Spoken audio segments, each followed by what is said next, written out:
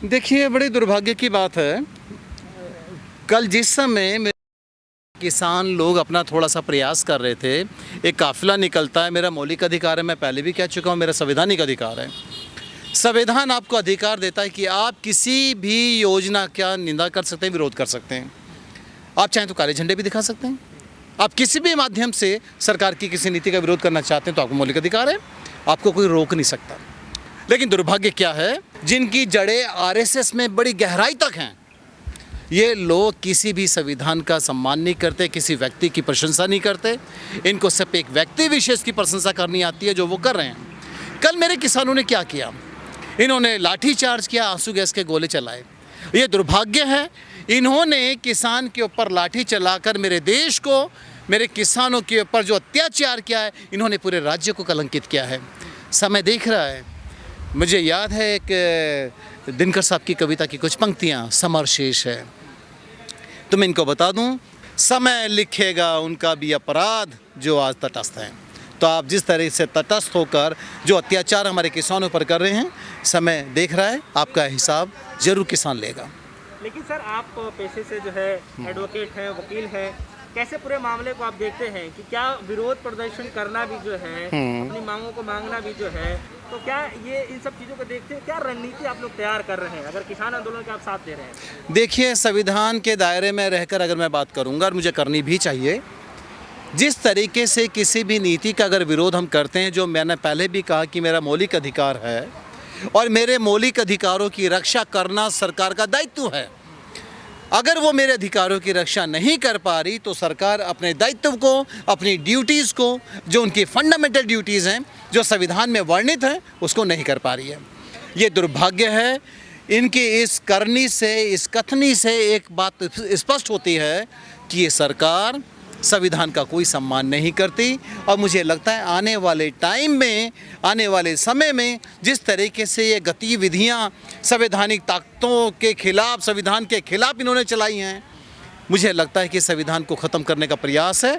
और वो दिन दूर नहीं जब इनके अत्याचार इस तरह बढ़ेंगे कि मुझे लगता है कि आने वाले समय में लोकतंत्र की हत्या ना हो जाए। क्या तैयारी है सर आप लोगों की? क्या तैयारी है? टिकैत जी का एक साफ तौर पे ये कहना है कि आंदोलन तेज होगा, क्या तैयारी?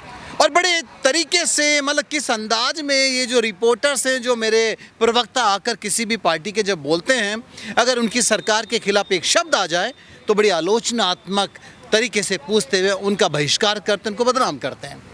कोई मेन स्ट्रीम मीडिया साइलेंट था। मेरा सोशल मीडिया जब थोड़ा सा एक्टिव हुआ और जब राकेश टिकैत जी ने यहाँ से मूवमेंट करी तो सारा किसान जब जागृत हुआ तो हमारे किसानों को छोड़ना पड़ा।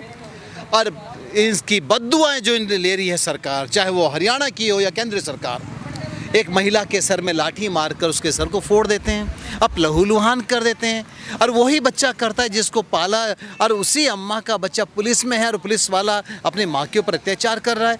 ये सरकार की दुर्गति है। लेकिन सर, माहौल क्या है? मुझे समझ में नहीं आता है कि इस वक्त हम गाजीपुर बॉर्डर पे मौजूद हैं। माहौल क्या है? जो है इस समय जो है महामारी चल रहा है, लोग घर पे जा रहे हैं, 2 गज की दूरी का फॉलो कर रहे हैं, मास्क लगाकर बैठे हुए हैं। इसी बीच में जो है आंदोलन करना कितना सर जायज लगता है आपको? देखो, मानवता के नाते 3 महीने गैप दे देना चाहिए। देखो, आंदोलन जायज है।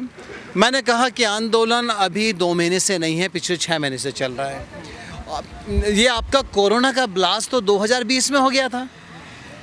जब 20 में हो गया और इन्होंने अपनी पीठ थपथपाई और हमारे प्रधानमंत्री जी अपनी प्रशंसा कराते हैं कि किस तरीके से हमने पूरे कोरोना को नियंत्रण किया। अगर उन्होंने कोरोना को नियंत्रण कहाँ कर लिया था तो ये कोरोना अचानक कहाँ से आ गया? कहाँ से आ गया? यानी आपके नियंत्रण करने की इच्छा शक्ति कमज़ोर थी, या फिर आपने दिखावा किया, यानी आपने उसको नियंत्रण नहीं कर पाए। अब रही बात आंदोलन की, मैं अभी आपके माध्यम से बड़ी विनम्रता के साथ कह दूँ कि आप किसी भी डॉक्टर्स की टीम को बुलाएं। जैसे राकेश जी ने कहा कि आप आइए, हमारे सारे किसानों को वैक्सीनेट कीजिए, हम वैक्सीन लेने के लिए तैयार हैं। आप प्रॉपर चेकअप कराइए। अभी तक कोई मेडिकल टीम नहीं आई। हमारे डॉक्टर्स अपनी सेवाएं दे रहे हैं, प्रॉपर उनका ऑक्सीमीटर से ऑक्सीजन लेवल चेक किया जाता है। आप लोगों की यहाँ पे किसान आंदोलन बहुत बढ़िया तैयारी है, सारे कोरोना प्रोटोकॉल का पालन कर रहे हैं। आप जब मुझसे बात करें तो 2 गज की दूरी हमने बनाई है, आपने मास्क लगाया हुआ है, पूरी तरीके से प्रोटोकॉल है। और ये राकेश टिकैत जी ने मास्क सवेरे अपने किसानों को बांटे हैं, इसको पूरी तरीके से लगा कर रखते हैं। अब निश्चिंत रहिए, कम से कम आंदोलन से कोरोना नहीं जाएगा। फिर भी बहुत जागरूक हैं और बीमारी है, महामारी है, उसके बारे में कुछ कह नहीं सकते।